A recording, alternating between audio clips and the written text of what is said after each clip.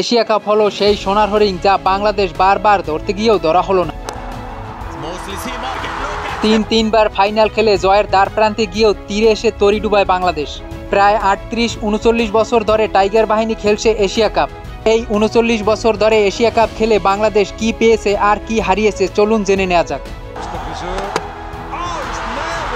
India, Pakistan, Sri Lanka এই তিন দেশ নিয়ে ১৯৮৪ সালে এশিয়া কাপের যাত্রা শুরু হয়। তবে ১৯৮৬ সালে বাংলাদেশ প্রথম এশিয়া কাপে অংশগ্রহণ করে। ১৯৮৬ সালের এশিয়া কাপে ভারত, পাকিস্তান, শ্রীলঙ্কা, বাংলাদেশ এই চারটি দেশের অংশগ্রহণ করার কথা ছিল। তবে ভারত ১৯৮৬ সালের এশিয়া কাপ বয়কট করে শ্রীলঙ্কার সাথে রাজনৈতিক কারণে। বাংলাদেশ, পাকিস্তান, শ্রীলঙ্কা নিয়ে ১৯৮৬ সালে এশিয়া কাপের ম্যাচ মাঠে গড়ায়। বাংলাদেশ দলের প্রধান নির্বাচক কাজী আশরাফ হোসেন নিপুর নেতৃত্বে বাংলাদেশ পাকিস্তানের সাথে প্রথম ম্যাচ দিয়ে এশিয়া কাপের যাত্রা শুরু করে। প্রথম এশিয়া কাপের দুইটি ম্যাচেই পাকিস্তান ও শ্রীলঙ্কার কাছে হেরে টুর্নামেন্ট থেকে বিদায় নেয়। এরপরে ১৯৮৬ সাল থেকে ২০০০ সাল পর্যন্ত বাংলাদেশ এশিয়া কাপের ইভেন্টগুলোতে একটি ম্যাচেও জয়লাভ করেনি। দীর্ঘ অপেক্ষার পর এশিয়া কাপের কাঙ্ক্ষিত জয়টি আসে ২০০৪ সালে। শ্রীলঙ্কার মাটিতে হাবিবুল বাশারের নেতৃত্বে বাংলাদেশ ইতিহাসের একমাত্র জয়টি আসে এশিয়া কাপে নবাগত হংকংয়ের বিপক্ষে।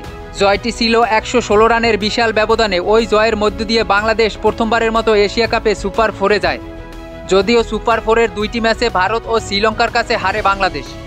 পাকিস্তানে অনুষ্ঠিত ২০০৮ সালের এশিয়া কাপে বাংলাদেশ আরও একবার সুপার ফোরে যায়, তবে এবারও সুপার ফোরে আটকে থাকে বাংলাদেশ। ২০১২ সালের এশিয়া কাপে বাংলাদেশ খোলস ছেড়ে বেরিয়ে আসে।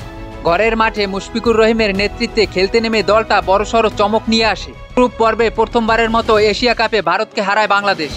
যদিও সেই ম্যাচে সচিন টেন্ডুলকার শততম আন্তর্জাতিক সেঞ্চুরি করলেও বাংলাদেশ জয় ছিনিয়ে আনে ৫ উইকেটের বিশাল ব্যবধানে।